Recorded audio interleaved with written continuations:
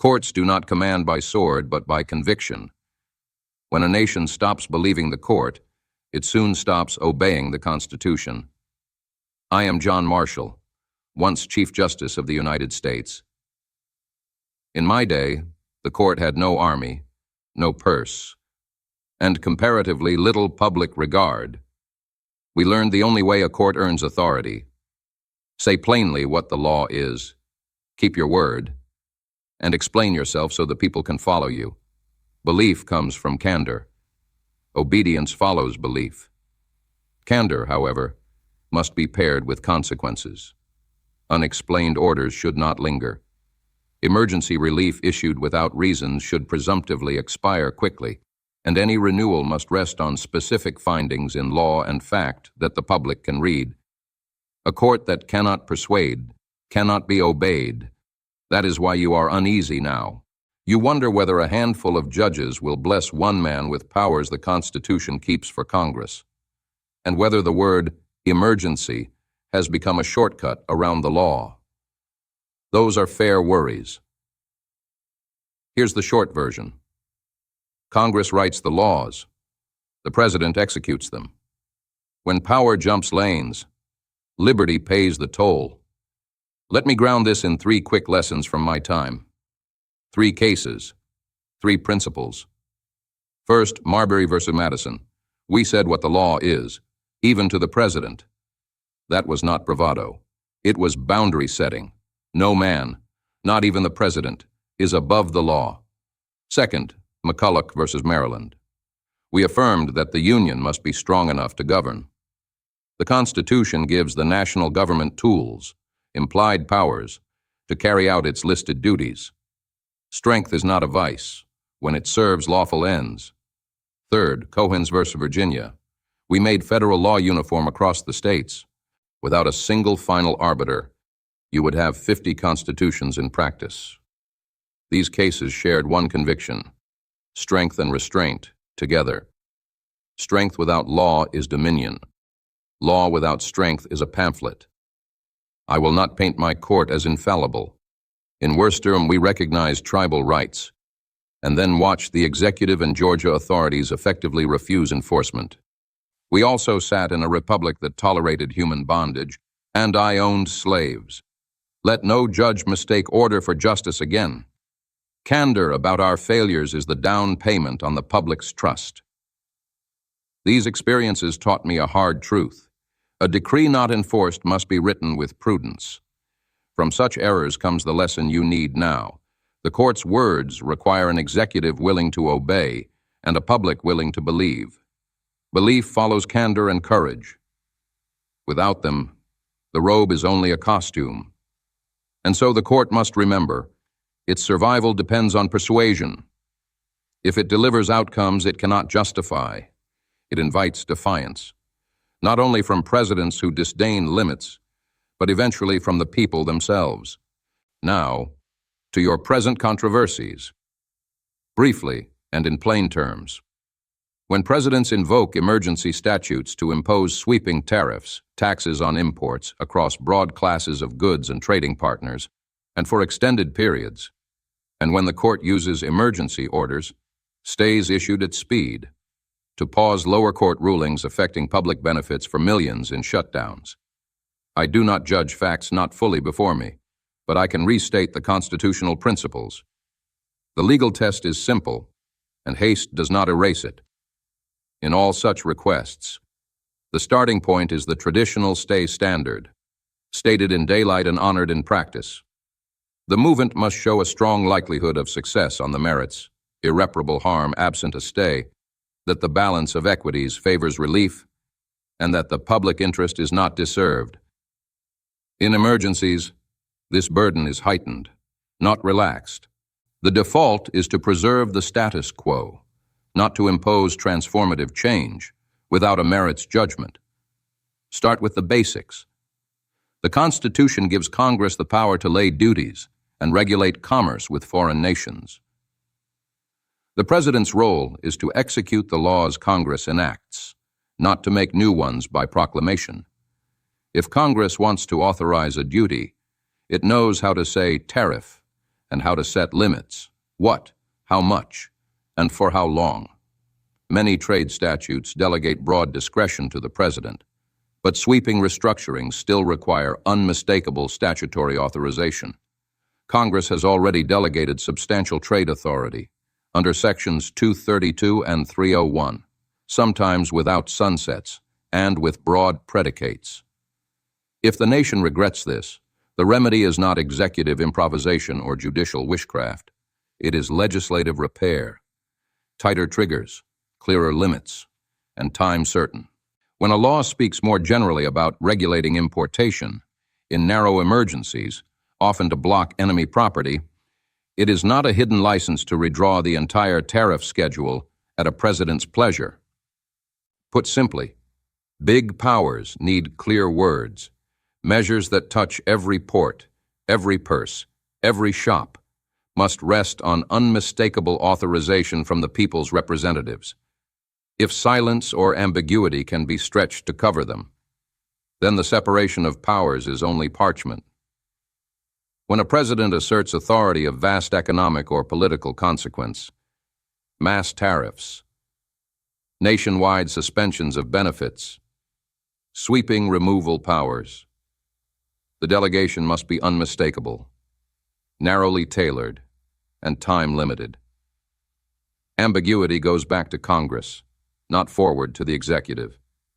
What about emergencies? Emergencies are real. But an emergency is a reason to act within the law, not without it. A statute written to freeze hostile funds or police particular transactions in a crisis cannot be inflated to tax the whole nation indefinitely. Extraordinary occasions justify narrow remedies, not permanent transformations. Crisis authorities must end with the crisis or be expressly time-limited. Emergency does not mean executive preference. It means statutory precision. If Congress did not write it, a president cannot will it. Now a word about the court's own haste. An emergency stay is the court pressing pause while it checks the law. It is not a final ruling, but it has real consequences. Emergency orders are not housekeeping. They are judgments with human costs. When a late-night stay halts asylum processing, suspends eviction protections, blocks student debt relief, or interrupts SNAP and Medicaid access, the court is not pausing. It is choosing who bears the risk. The shadow docket should not quietly do what merits opinions will not explain. If we change the lives of millions, we owe them reasons. No court should do by midnight stay what it is unwilling to justify by daylight opinion. The rule should be the same whether the issue is tariffs or bread. Is the president executing a law Congress made, or making law by executive will? Fidelity, not fervor, should decide it. If a lower court orders what the statute forbids, we stay it. If the executive asks us to bend a statute to his wish, we deny him. Equity follows the law, and the law must attend to the people. You also ask about honor, about justices whose private entanglements make them appear beholden to those before the court, and about promises made lightly in confirmation and abandoned in judgment. Here the rule is simple. If impartiality is reasonably in doubt under the governing standard, a judge must recuse. Recusal means stepping aside to protect both the case and the court. A code without enforcement tempts the very doubt it seeks to cure. The Supreme Court should submit to binding enforceable ethics rules, including disclosure, gift limits, and recusal review by a neutral body, so that no litigant must wonder whether access bought the audience. A judge swears to do equal right to the poor and to the rich, and to uphold the Constitution and laws. The appearance of justice is not decoration. It is the condition of obedience. Adopt the reasonable observer standard. Require written reasons when recusal is denied, and vest recusal review in an independent office. Ethics are not optional. If your friends fund your lifestyle, you do not sit on their cases. That is not controversy. That is competence. As for precedent, stare decisis is not an idol. Courts may correct their errors, but when we overrule, We must explain ourselves in law, in text, structure, history, and reason, not in convenience or allegiance. If a judge assures the nation that a precedent is settled, and then discards it without forthright reasoning, he may prevail in the moment, but he will not secure belief. Corruption is not only the coin slipped into the palm, it is the corrosion of candor. A court that will not explain cannot persuade. A court that cannot persuade cannot be obeyed. And legitimacy is tested in the cases that define our democracy and our governance, including, for example, Shelby County and Brnovich on voting rights, Rucho on partisan gerrymandering, West Virginia versus EPA and Loper-Bright on agency authority, and Dobbs on reproductive autonomy. If the franchise shrinks and the agencies are shackled, while the court demands deference to unreasoned orders, it trades authority for mere power. That bargain cannot hold. Permit me, then, a simple checklist for power in a republic, useful to presidents and courts alike. First, the clear statement test. No sweeping claim of authority, without unmistakable words from Congress. Great questions require great clarity. Second, the fit test. Use an emergency provision to address the emergency, not to achieve policies. Congress has not chosen. The remedy must fit the law's purpose, not the magistrate's appetite. Third, the time test. Crisis powers must be temporary, ending with the crisis, or expressly time-limited. If a power has no sunset, liberty will never see sunrise. Fourth, the candor test. When the court changes course, say why, rooted in law. When departing from precedent, give reasons the people can read and the profession can test. The fifth, the status quo test in emergencies. Do not disturb settled orders, absent a clear showing on the stay factors. The burden lies with the movant, and the court must publish reasons for any departure. Now let me share 5 rules for emergencies. Rule 1, no transformation by stay. Emergency relief cannot do what a merits judgment has not justified. Rule 2, give reasons. Even in haste, the court must publicly state the law it applies and the harm it averts. Unreasoned emergency relief should lapse by default.